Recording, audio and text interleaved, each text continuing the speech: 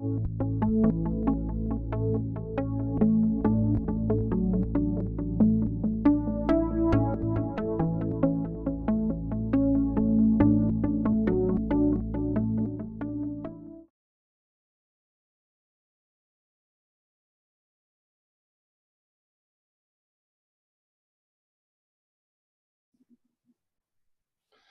I'm Mike Harrell, and today I'm going to do an interview with John H. Carpenter. He's out of Philadelphia, I believe, and he was born in. You were born in. No, you're not out of Philadelphia. South Jersey. South what? South Jersey. Is that what you said? Okay. But he was born in northern Italy. And he's had lifelong contact with the angelic realm and other beings, and which we're going to talk about some of that today, because a lot of people have contact with the angelic realm, but not that many people talk about it other than writing books. There's a lot of books about that. But I wanted to start off our little interview today with last night. He had an experience with a shadow being. So that's my introduction, and you can take it away and talk about this amazing experience you had with this shadow being with you and your dog. And Sure. It was today. Yeah, it was actually early this morning. It was around 4:30 this morning, and I woke up. I thought my dog was hitting me on the back of my lower back, to wake me up. And, you know, lo and behold, I see her underneath my blankets where she usually sleeps with me. And I look around the room, and I pan the room, and right by my treadmill, right in back of me, I see this shadow figure. It looked like a human figure, but just a shadow of a figure, no detail whatsoever. And you could tell it was human, and that's it. And I yelled, I yelled, "Who are you?" And I said, I can see you. And when I said, I can see you, Maggie was already barking her head off. I'd come out of the blankets and was barking her head off. Growling, I should say, I'm sorry. And her fur was standing up on the back of her neck and everything. The being jumped into the mirror that's actually behind me. Maybe you can see part of it. But he jumped right in that mirror and just disappeared. And this is actually my second time that I've had an experience with the shadow beings. But usually it's with the angelic realm. Maybe they were testing my resolve this morning, my resolute. I have no idea. But as it was, then afterwards, Maggie got sick, and she's been sick all morning. Won't eat, won't drink, and she threw up like 4 times. The same thing happened to me, actually, but it only lasted for like a couple hours with me. And so I think these beings actually drain your energy somehow, physically wise, maybe even on a health level, I would imagine. And maybe that's where they draw their energy from, is each one of us and the amount of fear that we show. I tried to show no fear, and I stood my ground, and Maggie did too, and we both came out of it really unscathed, except she's been throwing up all morning. But other than that, usually it's the angelic realm that I deal with, so that's what happened this morning. Well, let's go back to that. We talked yesterday, and which is kind of a long rambling story, but it started in Italy when you were a child, probably before you were born. But your first recollection is around 4 years old, and you were what Mary Rodwell calls the ADD people, or the star people. And the ADD means always dialed in to a higher dimension. And so we'll talk about all that. So talk about your first experience that you remember of an angelic being coming to you. I think it was in a church. Was that the first time? Yes, actually it was in a church. And believe it or not, it was during service. I was rambunctious as a child, and I kept running around and bothering everybody. Didn't matter where I was, the movies, whatever, you name it. I would not sit down. So naturally, everybody was trying to calm me down, and nobody could stop me. I kept running around. And at one point, this light came through these stained glass windows on my right-hand side. I remember distinctively. A light beam came and hit me right in the face and just froze me in place. What happened at that point was that everybody just saw me standing there frozen in place with what looked like a flashlight light on my face, lit up. And what I saw was that they were all standing still, you know, like in the frame, and this angelic being appeared at the top of this beam of light and came down. I could move from the waist up, but he had a fiery sword in one hand and a parchment of paper in the other. And he placed the fiery sword on each one of my shoulders while he had the parchment of paper on my head, or then placed the parchment of paper on my head and exclaimed the words that what is of the holy will remain of the holy. And with that, he rode back up the beam. It didn't take much at all. It was you know, it was a very matter-of-fact thing that he had to do. And the thing that he put into me was empathy, which I had none at that point because I was actually bothering everybody running around. So to say that there's a hand of providence, I totally, you know,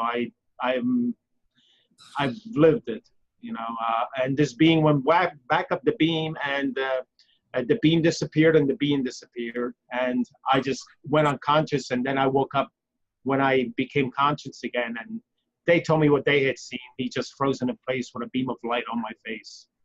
Could you talk about, describe that being, like its size, shape, color, any facial features or any of that kind of stuff? It was a bright beam. That's the only thing that I could do really, was almost shield my hands and my eyes from it. It really had no discernible shape. I call it an angelic being because of its brightness. I call it an angelic being because it happened in a church. I call it a religious event because it happened in a church. And this being seemed like he was affiliated with everything that has to do with some type of religious activity, whether it be in our religion or somebody else's religion. And he used the word holy, which is kind of a religious term, holy. Correct, it is. And he did use that term. Now, I didn't see him speak because I couldn't see his face. All I saw was the brightness of him.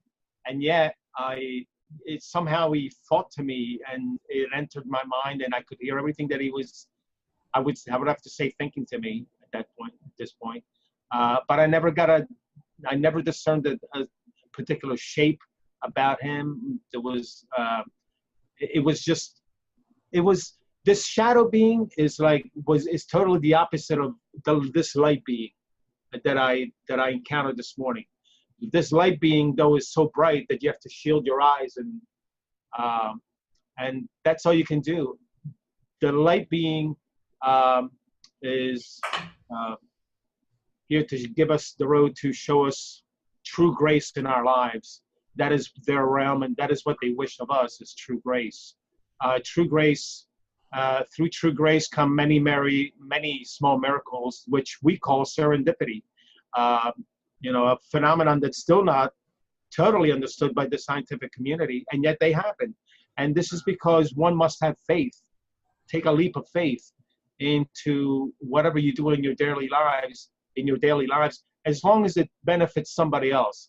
Everybody must come first. Everybody else must come first. And in terms of the sword and right, the parchment paper, you didn't see any hands or arms. But somehow you knew that the sword. How did that work? The sword was there. I remember distinctly, flaming sword. I think the flaming sword was outshining the being, actually, and so was the parchment of paper. And he had them in his hand. This could only have been a flaming sword from what I saw, because it was a different hue from the being itself. So, for instance, if the being was totally white and incandescent in color, you know, like a whitish color, then this sword that he had, you could tell he was holding a sword that was like a yellowish, had like a yellowish tint. And the same thing with the parchment of paper. There were two distinctive colors that I could see, what I could see of through my fingers. You cannot keep your eyes on them without shielding your eyes. They're too intense to look at, and we're not worthy to look at them in that manner because we're not of their realm. We're of the human realm, and that sets us totally apart. Although, given enough time, our civilization will eventually progress. You know, going. The Hindus have a saying. It's called the light of 1,000 suns. It's Wow. like it's a supernatural light. It's brighter than 1,000 suns. I totally agree. That's the Hindu saying. So that was like a pretty much of a big bang kind of a thing that happened at 4 years old, and then I think then you said other things happened continuously, but you had some other events. I think there was an orb event and there was a UFO event. So could you try to figure out which came first? The orb event actually came first, which is why I was running around like crazy, always running around, because I just didn't want to think of that event that had happened. And that event actually happened 6 months prior to the angelic event that I just described in the church. Well, 3.5, almost 4 or something. Yeah, basically. Now, I mean, you know, at the time I really couldn't remember what had happened, but, you know, which I will explain later if I have enough time. I don't know. But at any rate, I was sent out to my grandmother's balcony on the second floor, and they were watching adult entertainment, and so they shoved me out the French doors on the balcony, and out there I was, and from the right-hand side of me came this glowing red sphere, about, I would say, the size of a soccer ball, maybe a basketball, or in between those two sizes, from what I can gather now. And it stopped dead in front of the balcony railing, and stopped dead in front of me and paralyzed me in place. Now, this beam of light came out, this dot came out, and this beam of light, almost like, you know, a laser beam, I would say, you know, a scanning beam, like a scanner uses at the shop, right? You know, where they scan, that red scanner thing. It was just like that. It scanned me up and down, and then it scanned me sideways, and it disappeared. The intensity of the light of the whole orb led up to its original brightness, which wasn't that bright, and then it continued on its way. I remained frozen in place until it got far away enough where I guess this probe felt safe enough where I couldn't do it any harm, you know, and vice versa, you know. And but I immediately went to the edge of the balcony and looked to my left, and I saw it gently just floating along, just going on its merry way. And I don't know what happened from there, you know. And naturally, when I tried to tell everybody inside, nobody, you know, who listens to a kid, you know. But that experience was so disturbing, or impressed you, or changed you somehow, that it made you become kind of hyperactive, because you had this normal reality that you see with your eyes, and then you had this other thing of which is very much like a Star Trek kind of thing, of a probe or a light being or something come, and then it actually did a scan. And this is like before Star Trek. This is like, when was it, the 1960s or something? Yeah, it was 1964, 63, somewhere around there, between 63 and 64. It was, yeah, I don't think that there was anything like Star Trek already out, but yet I could have told you back then of this light beam, you know. And today I would associate it more with type of scanning laser beam that a ShopRite would use at its checkout more than anything else. But you said this image stayed with you and made you. What you actually said yesterday was that it made you want to run away from the full implications of what that meant. So it just made you hyperactive. Yes, it did. I instinctively knew that my life was not like everybody else's life. I instinctively knew that somehow this was only the beginning of what was to come in my life. And frankly, I was scared. I was worried about it. And running for me seemed to, you know, help out, or just letting out as much energy as I could always seemed to help out, and made me dead tired at the end of the night where I could get some sleep. You know, otherwise I would keep thinking of it, and I couldn't. Even though I would try to bring it up to the adults again, you know, like I said, who listens to a kid? And sometimes they have the right answers after all, you know. But that's exactly what happened. I felt like my life was about to, or was already going in a way that normal people's lives, and when I say normal, I mean like this doesn't happen every day. It happens to people, but I don't know how many people it would happen to. I don't know what the percentage would be, but I knew that I was in that percentage, that it was going to be totally different. My life was going to be totally different than me, you know. I knew that there was going to be totally different from theirs, and there was, and once this started, there was no stopping it. As a matter of fact, like I said this morning with the event with the shadow being, so this whole perception, this whole intake of these energies from angelic beings, from shadow beings, from UFOs, and encounters with the ships, with some of the ships, has been part of my life and has actually shaped the way I feel about reality itself and the way I see things and portray things every day. And I, you know, for the life of me, I know that the governments eventually will slowly leak out the information faucet, you know, where they will play catch up, you know, probably 20 to 30 years from now, but they will eventually, you know, admit that there is extraterrestrial life, and in the or non-human intelligent beings, because these angelic beings may not be terrestrial. They might not be from a planet at all. They may just be an interdimensional being. Yes. It's not really clear what they are right now, as far as I know. But they talk about the Godhead or the realm and the angelic realms and stuff like that. They don't talk about it as the planet of angels.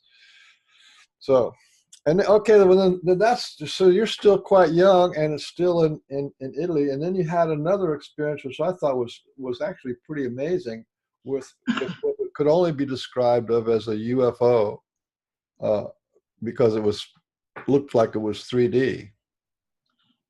Yes. I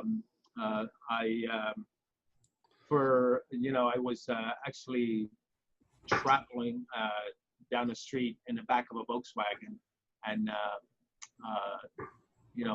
and I was actually taking up the whole space in the back seat of the Volkswagen. And the old Volkswagen Beetles have the rounded window in the back, and if you tilt your head back, you can actually get a pretty good look at the sky. That's what I was doing. I was looking at the stars. There weren't all these yellow lights that are in place now for the street lights, and they were further apart, the lights back then, you know, so you had a pretty good view still. There wasn't that much light pollution, where you could still get a pretty good look at the sky. And I was contemplating on the stars while my two buddies in the front, who have been long deceased, you know, they were in the front, and they didn't see anything. Now, naturally, I was looking up, and all of a sudden the stars just started to disappear. And I'm saying, it's impossible, because it's a cloudless, clear sky. How can the stars just disappear?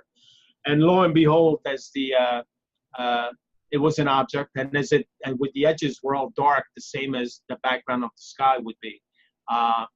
As it came into full view, I actually saw the inner part of the UFO. It was concave, and it was brightly lit. If you hadn't looked up, you never would have seen it. It made no noise. It didn't disturb any electrical circuits. The car kept running. The lights kept going on the street. Nothing went out whatsoever. And I saw the entire thing from underneath. I got a bird's eye view. I mean, a front seat view for about 3-4 seconds on this thing. And I'm telling you, what I saw was more of a commercial. And I look up as if I'm in a moment right now, looking at it, which I could see windows, I could see bulkhead doors, I could see lights, and there were regular lights spread around. There weren't anything fancy, nothing like laser light or whatever, you know. There were just regular lights spread around, and the entire concave center was lit up and low to the ground. I'd say maybe it was like 500 feet above the building, which wasn't that tall to begin with, on our right-hand side, which happens to be a bank, which is still there at the corner of Main and I. So wait, let's put this in context. Where was this, and about what year was this? This was in the early 70s, and it was the city was in Millville, New Jersey, in South Jersey, Cumberland County, the Forest County in New Jersey. At any rate, it was. I had a feeling that it was one of our own, that it wasn't actually an extraterrestrial or an alien ship, but it was one of our own that we had already. This was my total feeling. My feeling was that it was one of our own that we had already retro-engineered, but somehow they were having malfunctions. They were either testing it out and having a malfunction with the propulsion system to keep it up. That's why it came down so low, and the cloaking system that it had to it, which would have enabled to actually show the back of it or the top of it as if it was down below it, which means you can't see it. It just reflects whatever is up on top of it below. So you actually see nothing. You don't see it at all. It just disappears. Really, while it's really there, it's just a trick of the eye. And that's their cloaking system. That's what they use. They use a projection view from what's on top of them below you, and you actually see nothing as it's going by, because you don't see anything except what they're reprojecting right to you, and this is their cloaking device. So this was malfunctioning at this point, which is why I saw what I saw. But everything that I saw looked to me like it was either man-made or extraterrestrial made, like maybe partly human and partly alien. You know, a combination of the two. Maybe the extraterrestrials were guiding the humans already on how to, drive this thing. This was in the 1970s. Correct. There was actually a lot of stuff going on in the 1970s. There was, back then, there was some phenomenal UFO events that went over different, New York, New Jersey, Florida, Texas, they'd be, and you'd hear about it in the news, or Chicago or something like that. You'd hear about it in the news. So it wasn't like this was there was actually enough information out there. But were you into the UFO thing, or is this just, or you're just learning about it, or had no knowledge of it at all? At the time, I wasn't looking for a UFO. I never have been. It's just that if you were to, to look at it as winning a lottery, I've won the lottery in that area many times in my life. Actually, to tell you the truth, I would have rather won a real lottery rather than that lottery. But to me, this is more important, actually, because it gives me information to give to the public, a testimonial that that I can give on a personal level on what I saw, what I experienced. In all three, I mean, I've had extraterrestrial experience, religious and paranormal, and so all three have been at my disposal throughout my life. Not at my disposal, but I've seemed to. I almost feel like I'm like a lightning rod or some type of beacon where I'm seen or felt by them in whatever dimensions they are. And maybe it's just the way my brain operates. I don't know. But as far as this object was concerned, I certainly wasn't looking for it. I actually thought about that I was going to see something right before it happened. I remember actually thinking that I was going to see something right before it happened. Right before it happened, I was saying, wouldn't it be great if I could actually see a UFO? And boom, I mean, what are the odds of that in life? Actually, it's more common than you think. There's a lot of that precognition that people report. It happened. Just out there, and something said, well, maybe if I look up, I'll see a UFO, and they look up and it's there. So there's a lot of that. That's more common than you think. That precognition, and I don't know whether it's a soul thing inside of us or a message sent from them. I'm not really clear about that, but it does happen quite a bit. Well, you said you had some extraterrestrial visitations, visions, or whatever. Why don't you talk about that, and then, or your next angelic contact, either one, whichever. Well, actually, I could actually tell you both my next angelic event, along with the UFO event, because they happened back to back. Of all the things, first, I was coming home from this girlfriend's house, and it was late autumn. All the trees were already bare, actually. There were low clouds that were like brown in color. It looked like it was going to rain or pour. So I told her good night, and as I'm walking down the street, my house is like 5 blocks away. So I'm walking down the street. There's a railroad track I have to cross on the sidewalk.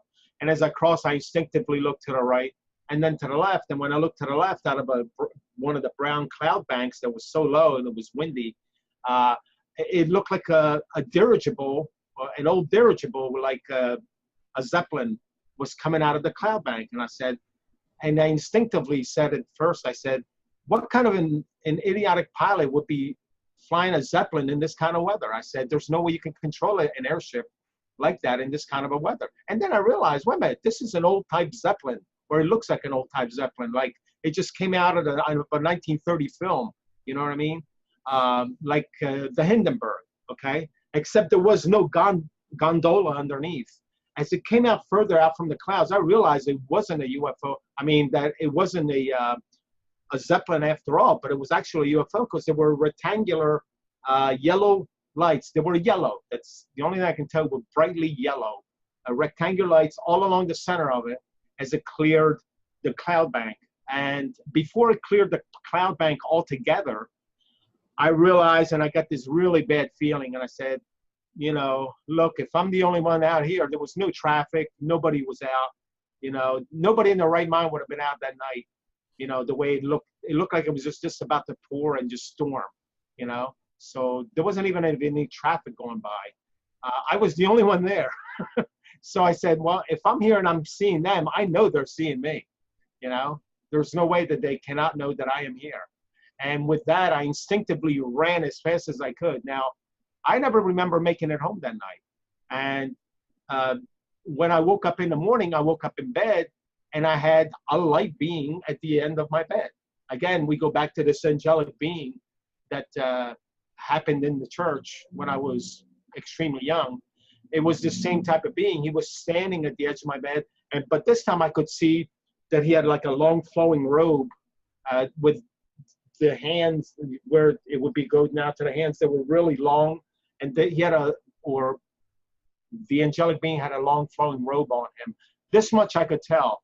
Other than that, like I said, I had to shield my eyes, and you cannot look at these beings. They're very, very bright, extremely bright. And you get a sense and a feeling that you're not worthy to, shine for them to shine in their light on you, because, they're pure and we are not. It's like whatever tries to deceive us every day or tries to steer us in a different way that maybe not a good way, then they're not influenced by that at all. They actually are on the same level as these shadow beings, and they know all their trickeries, so they can like match them, right up. And so they're almost, it's like a stalemate. It's always light and dark, light and dark, light and dark, a stalemate, which is what actually propels our whole life, is a blending of light and dark, along with all these other colors involved. But at any rate, he was the end of my bed, and he told me that, and I immediately noticed that I was like frozen from the waist down, and I couldn't move my legs. And he said that was both for our protection and not to be afraid of that. And so with that, he placed me back to sleep. He says, I'm going to place you back to sleep just so you know you're here and everything's fine. And you're going to remember everything that you and I have talked about. And with that, he put me back to sleep. And when I woke up, he told me I would feel great. And I did. I felt great. And I remember the whole conversation. The whole conversation basically was that he wanted to let me know that he had saved me from this ship that had come out of the clouds, or they had saved me, I should say, not he in particular, but they had saved me since they were always watching me. And they're watching me today. They're watching us always, all of us. Matter of fact, I would call them watchers more than anything else, because they do watch. That's what their job is. Their job is to to sit and watch the world go by as we live it, and to make sure that we live our lives in as full of a fashion as possible, in the way that we try to help somebody else out in their life. Grace rings true with these beings. True grace, like I said, it's a very powerful weapon, and not too many people realize how powerful it is, because they lack that sense of belief, that sense of taking that leap of faith, and that's all you need, really. You take that leap of faith, and they show you all this. That's all we need. Some people do realize that, and there's a lot of church-going people that do realize this, but I don't think that they realize the potential or the actual actions that can manifest themselves when you actually use it and truly believe in it. It's a very powerful weapon, and it's a weapon used to combat evil, the shadow beings. Like I said, it's always to keep them at bay, It's so at the end of this, it placed me to sleep, and I woke up and I was fine. Now, at the time, I didn't remember any of what I just told you. This only happened, I'm only remembering what I told you now, because about 3 years ago, it's been 3 years ago now, I had a 6-month sleepwalking event, which culminated into my third and final bright being event in front of me. I woke up in the woods. It started off slowly, the doors being left open, and I thought maybe I had left them open. Then I found myself on the couch one morning. The next morning, I would find myself on the front porch. Next morning, or the week afterwards, maybe down the street, and so on, until I came to a place in the forest right behind our house where the being actually was guiding me to this place where he wanted to see me and explain everything to me. Everything that had happened so far in my life had a purpose, and I didn't realize what. Up to then, there were all a bunch of big puzzle pieces that I had to put together. But that day, that morning when that happened, all the puzzle pieces came together. He told me the whole story exactly as I just told you, especially about this event with the Zeppelin coming out of the clouds, which is actually a cigar-shaped UFO. They actually meant to dissect me. They wanted me as a specimen, and there are some alien races that, like on the level of the Greys and all those that are more insidious than others. Some of them are, care for their subjects, their test subjects. Well, this goes to what we were talking about yesterday, and that is, I have a really strong feeling that you are of the angelic realm. So they have a special interest in you, and also because you carry a certain amount of light, and you have all these initiations, and they're giving you a full dose of it in this lifetime. But also the what do you call it? The bad guys, whoever the bad guys are, they would have an interest in the higher beings too on Earth. A lot of the people who are pestered by shadow beings or the malevolent ETs, they are high beings, and so they're trying to dim that light down. That's one of the agendas, is to confuse you, make you mentally insane, and all these, or traumatize you in some kind of a way to throw you off balance, to keep you from manifesting your light. So in my opinion, this kind of adds credibility to the light beings, the angelic beings, taking particular invasive, it was an invasive, what do you call it? They saved you from these bad guys. And that would go to, because other races do that too. The Syrians save or take care of the people who are Syrians, and and these other Pleiadian beings, they will take care of people who are incarnated from the Pleiades, and they kind of like look after their own people and make sure that the lower lords, the bad guys, the dark spirits don't mess with them. I sort of got a feeling at that point that, like you said, they're interested in safeguarding their own. Excuse me. I got a feeling mainly that these horoscopes that you read, that you're born under a certain period and you belong to a certain part of the sky.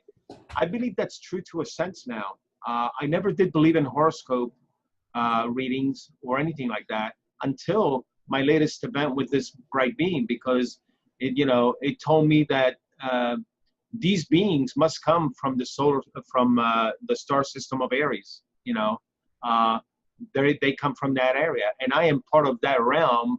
That's the month that I was. That's the time that I'm, you know, that I was born in, between a certain period, and this is, and I believe this is how they actually. I mean, this is my gut feeling tells me this. I usually go with my gut, but they're telling me that, you know, your sign of where you were born is what protection you will be under. And not all of us realize that we're being protected every day, or that, you know, there are light beings that are actually there to safeguard us. You know, many people tend to maybe spend more time, you know, dwelling on the negative rather than seeing the positive side of things. And this is where this true grace really happens, when you dwell on the positive side of things for somebody else's benefit. You know, it's naturally for somebody else's benefit, always. It's never intended for your own. Although I did cheat, you know, I got Maggie here. You know, I prayed to the angels. I said, look, I know I'm not supposed to ask you, but, you know, I just need a small miracle in my life. And my little dog Maggie, which is actually off the screen right here, when she's here with me, a wonderful little dog. You know, she's a little angel. When I tell you she's a little angel, she is. You know, I mean, even though I love her, and they gave me a great gift, and I asked for a small miracle, and she's a small miracle. So, what are the odds that, again, I was given what I asked for? I asked for a small miracle, and if in their eyes, this is what I am supposed to have, because now I'm supposed to show true grace by taking care of Maggie. And naturally, my father, who's 89 years old, I am his caregiver here at his home at the same time.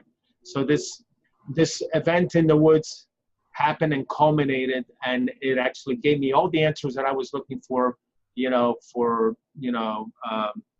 that happened in my lifetime, which I had no single answer for. You know, I had a bunch of small events that happened here and there, a bunch of puzzle pieces, but couldn't put them together. And once this event happened in the forest, in the woods behind the house where I used to live with my ex-wife, then, you know, everything came together, everything culminated, and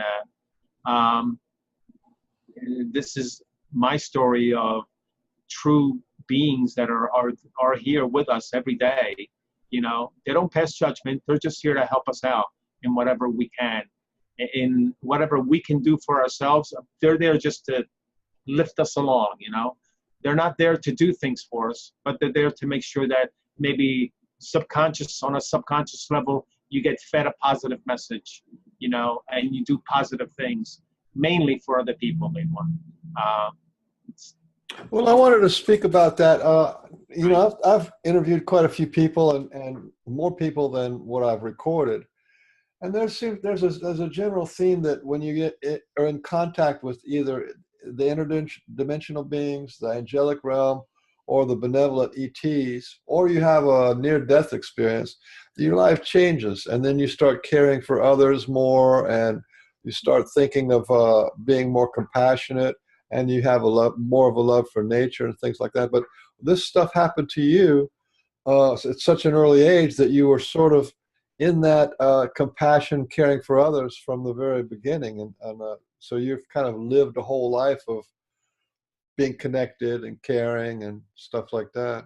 Yes, I have. I mean, I've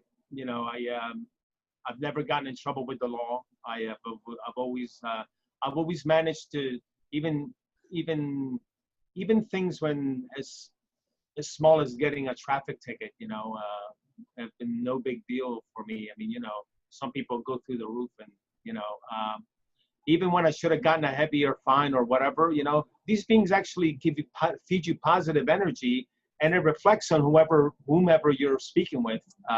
It reflects in their realm, and it lifts them up, and they may not even realize it. You know, but you're actually putting positive influence in their life, and somehow they turn around and they go, well, you know, just be careful, you know, don't do this again. If you let's say if you were stopped by a police officer, you know, because of a simple infraction on the road, you know, or given any other circumstance, whenever you speak to somebody, it should give them an uplift in the way that they look at life. Hopefully I'm making an impact on yours and everybody who's looking at this, because this is what it's all about. It's about uplifting other people and showing them that, yes, you know, if you take that leap of faith, you do uplift your own life as you're uplifting everybody else's life. You know, naturally you can't go out of your way and solve everybody's problems, but you can, you know, it's always good to have an extra ear to, you know, to listen to people, you know, to listen to their problems, you know, to try to give them, you know, some type of helping, maybe in suggestions here or there, wherever you can. That's always a plus for people. People sometimes look desperately for that and can't even get that in their lives, or just a serious listening, you know, of their problems, you know. And maybe that's and a lot of times it's all that's really needed is for them to blow off all the steam and let you know what's going on in their lives. That way you can give them a positive uplift on what's happening in one's own life, and it helps them out in the process. Once again, this is it's called grace. It's a process that the church teaches on a most profound level, and I never understood the meaning of it, not until that very day, that when I was young, where that being came down on that beam of light, and, you know, taught me true grace, the start of true grace, you know, empathy, you know, is the start of showing true grace, that can make many, many miracles happen. Profound miracles that usually don't happen on a daily basis, and that we call it serendipity. Again, we go back to that. Serendipity is a manifestation of quote unquote miracle that is still not widely understood even by the scientific community. They really can't explain it, but I can explain it to you. It's through grace, and you really have to believe in what you do and what you say. If you have the slightest doubt whatsoever, it's useless. So you must have 100% true feeling in what you say, and actually care, you know, on a human level, you know, and that's what it's all about. I found out. Well, okay, then there's that the life transformation or the worldview transformation thing that happens to almost everybody who has contact with non-human intelligent beings, interdimensional beings. But then there's another thing that's really common, which you have in spades, and that is you get these people are having these contact experiences, from Sasquatch to the elementals to the spirit guides, ascended masters, all this kind of stuff. They get these what's called downloads of information. Information just comes to them in big chunks, and then it just unravels in them, and then, so that they know about the nature of the universe, they know about the histories and about the inner workings of the man and things like that. But I think you've had your good fair share of those kind of downloads, haven't you? Yes, I have. Oh, it's amazing that you bring that up, and I thank you for bringing it up. You know, there's always a certain wave of information that actually culminates in these events, and you know, it's almost like they're automatically downloading, whether you want to take it in or not. If you're not on a perceptive level, then you won't understand any of what's coming your way. But if you are, as they intend you to be, then you automatically pick up, like reading a ticker tape off of an old stock, you know, the old ticker tape parades years ago that they used to throw out. It's like one of those, and you just read it along. And if you can, what I like to do, I tend to write it down so it's not forgotten. You know, I write it down as a reminder, as sometimes a daily reminder. Sometimes I have to go back to some of these experiences to remind myself of of what's going on. And as far as the information, as far as the universal information, I'm so sorry. It's okay.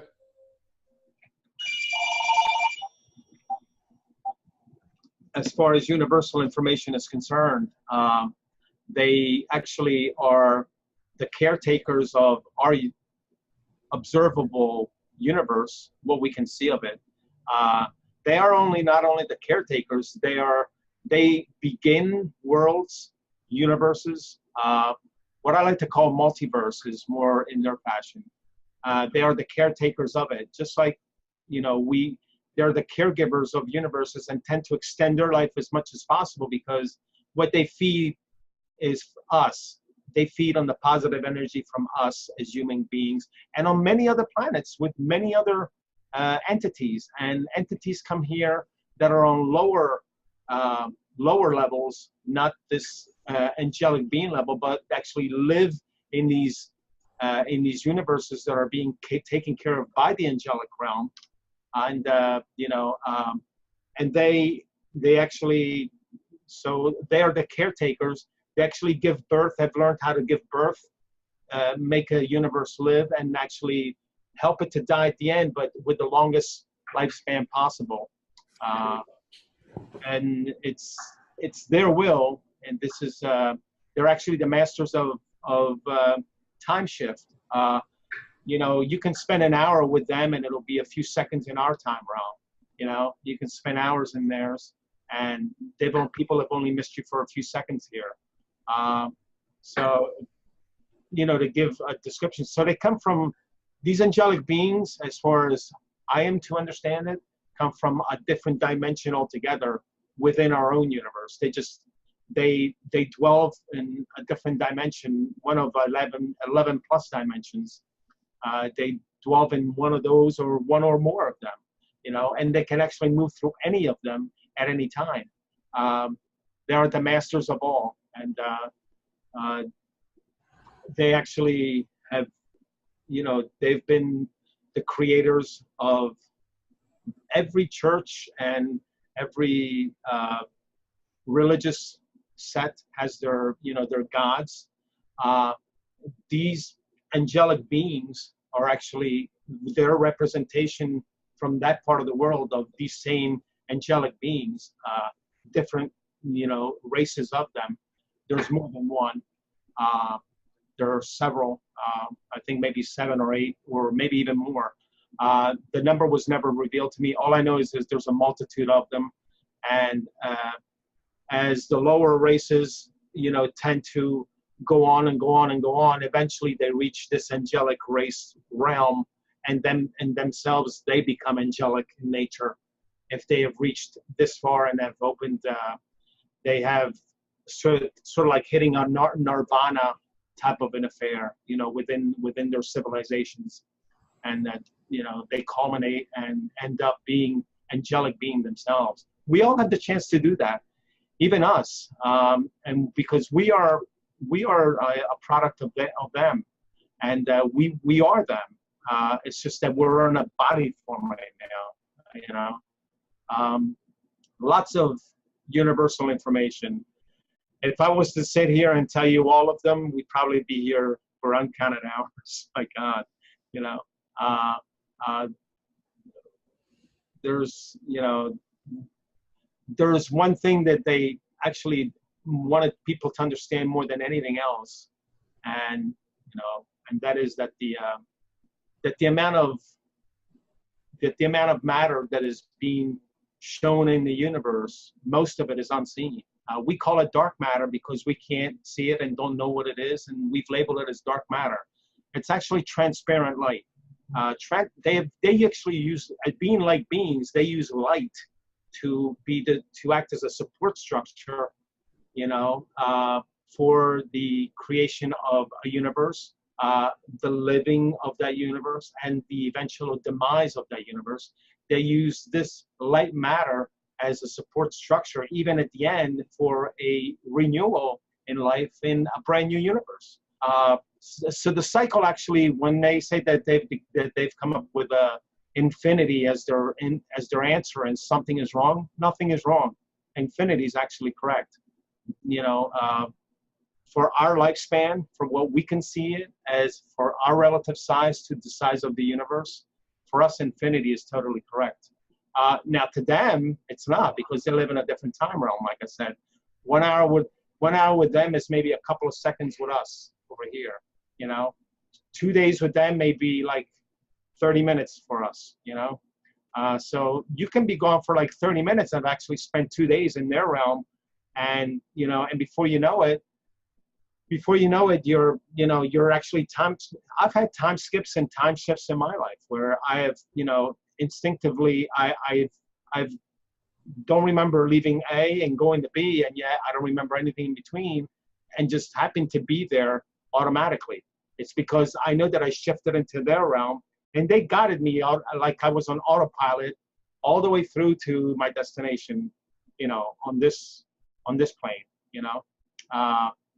So it's that type of thinking. They have a lot of information. I mean, they gave me a quote unquote theory to, you know, present, you know, which I do have. It's a workable theory, and it actually works on paper, and they've actually given me information to actually refine that theory and actually bring it into focus. So I have one general and one really intense part of this theory that is actually the beginning, life, and the end of any universe. Something that they're missing: a true unified field theory about, you know, our cosmos, which includes quantum mechanics. And that is the diving into these 11 plus dimensions that they constantly are shifting through in order to make everything happen. It's and they do it all through sound. It's through harmonic resonance. By hitting the right frequencies in these dimensions, they get the right particles to create at the very end a brand new universe. And at the end of the 11 plus dimensions is what's called what we call, because we can't understand it, it's a singularity. For them, it's their home. This is where they actually live, at the end of where everything is and it's not at the same time. They always have been. The Alpha and the Omega is totally correct. I mean, I can see it clearly in my mind because I've spent time with, you know, in all this information that they have given me. And so to me, it's clear. But if other people may go, what the heck, you know? And it's very, very understandable if you sit there and you think about it logically. It's that point of singularity where a universe begins is their home. They've always been there and always will be, to always start the recycle again. Time and space get pulled into that singularity. Time that has gone by and time that still had to go by, but let's say this particular universe has died at an early age for whatever reason, you know. This time also gets pulled into the space at the center of the singularity, and lo and behold, the same time cycle repeats all over again. We may have lived our lives many, many, many times and not realize it, thinking that it's always the first time that we live this life. While in reality, we may have lived, even if not in this body, then another form, and maybe not even on this planet, but somewhere else. We may have lived a consciousness as beings many, many other times on many, many other worlds. It's not out of the possibility in their realm. And they are the masters. It's also not out of the possibility. I was thinking about this today. Mm-hmm. It's also not out of the realm of possibility that we are still on another planet, still in the center of the singularity, and still on Earth, in sort of like this connected, connected but separate beings, so that we could be having multiple incarnations happening simultaneously, yes. Different genders, different body forms, even different galaxies, different parts or different universes, because there is that duality of the 3D, but there's also a unity. There's a unity in all things. So in whatever theory of everything that you come up with, there has to be this unity of all things, so that, you know, the angelic beings, like you said, we are them, they are us, and the gods, we are the gods, and they are us. And so there's a unity to all this, as well as the individuality. I just wanted to toss that in there, is that because because that would explain a lot of things of how people can connect, and how can we know so much when it just seems like we're such a limited being. But really, I don't think we are exclusively a limited being. We're a limited being perhaps, but we're connected to an inclusive universe that all the knowledge is there and available. So like we know nothing and we know everything. So it's just it's those kind of polarities come into play, and most people haven't considered it. And when you do consider it, it makes sense. It does make sense. It's a very, very simple way of looking at a very complicated, what may seem to be a complicated problem, which it actually is not. It's a very simple one.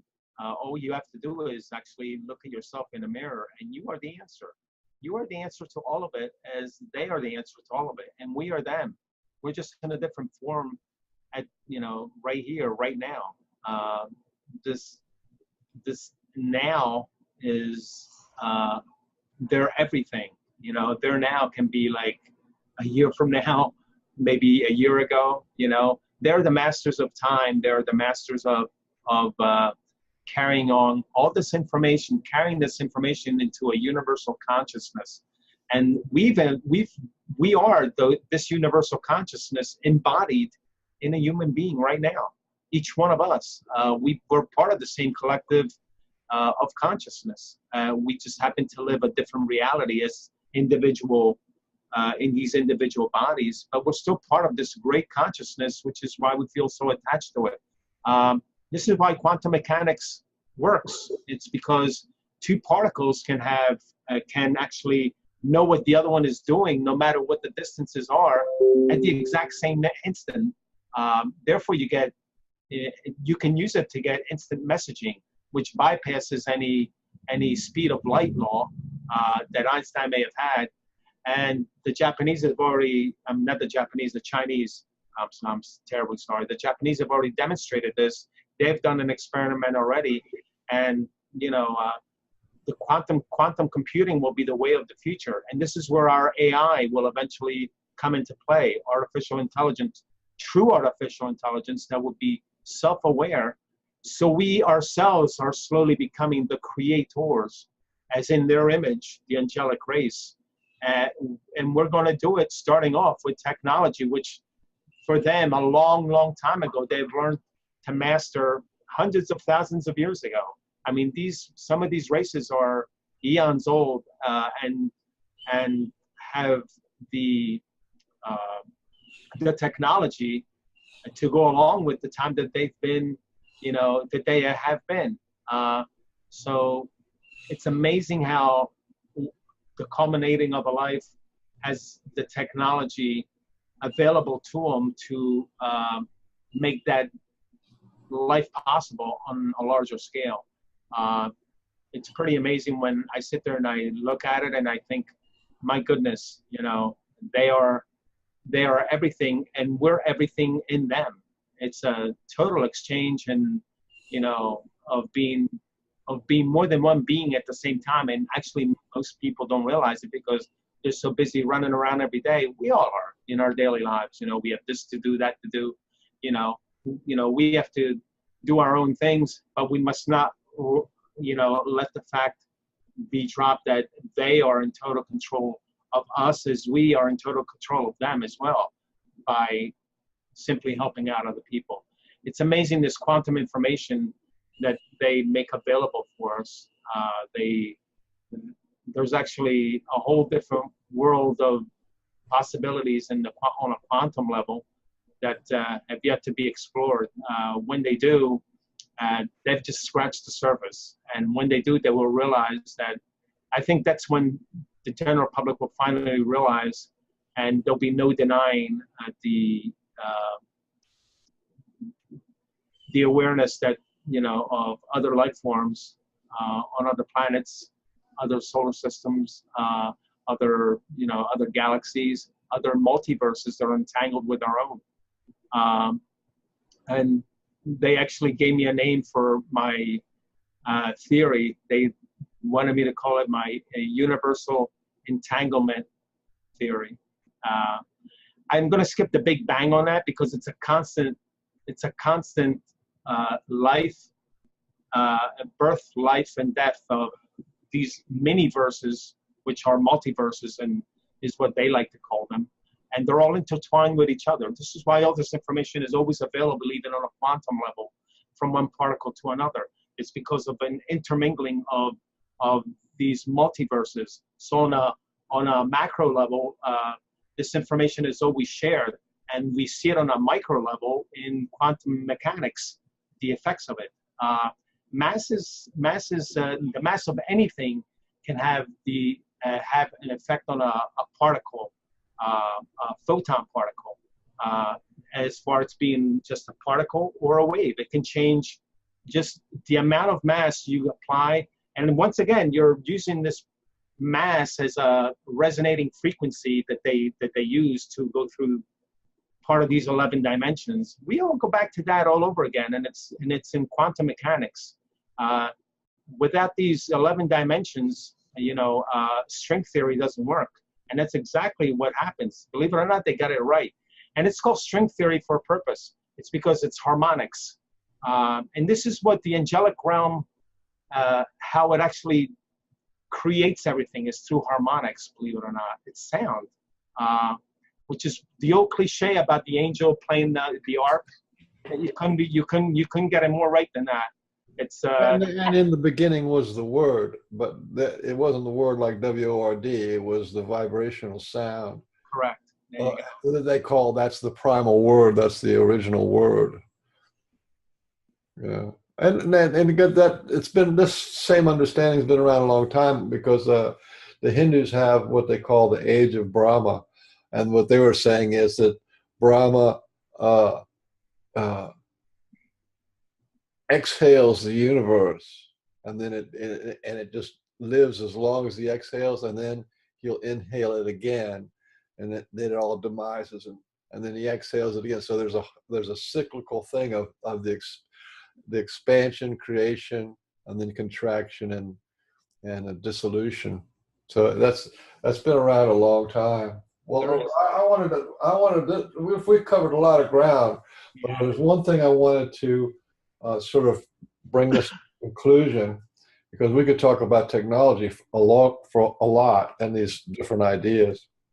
But when you talk about the angelic realm and the Godhead realm and things like that, you pretty much have to talk about love, because that's that is like the foundation, or the foundation of the universe is love. And so why don't we bring it to a conclusion when you just talk about what they've shown you about the importance of love and what love's all about in the creation of the universe.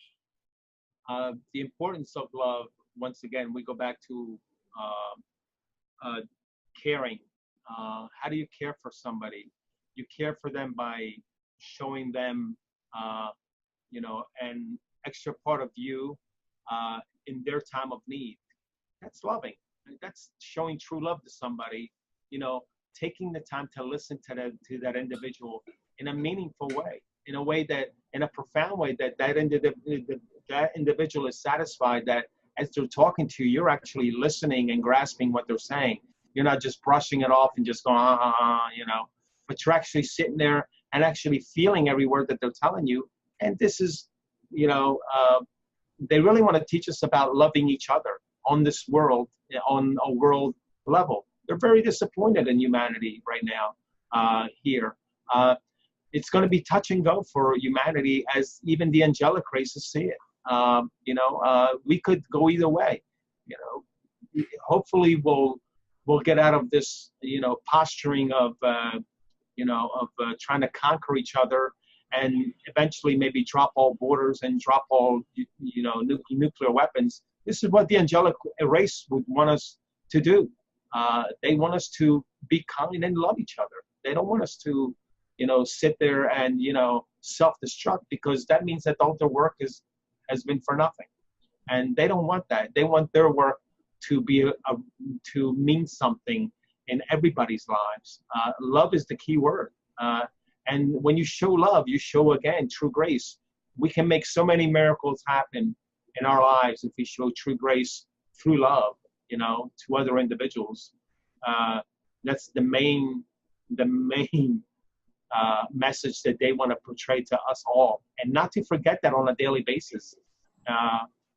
And even when you're faced with some of the darkest things in your life, this morning, my shadow being, you know, you show exactly that same type of grace, and, you know, and stand your ground, and, you know,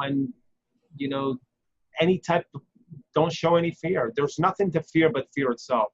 I would be more than happy to, if it would come down to it, if they would ask me to sacrifice my life for humanity one day, I surely would. I could not tell them no. You know, I certainly want to live my life to its fullest. But if they asked me to do that, which they never would, because to them, that would be something that would be selfish in their realm to do. And they're not like that.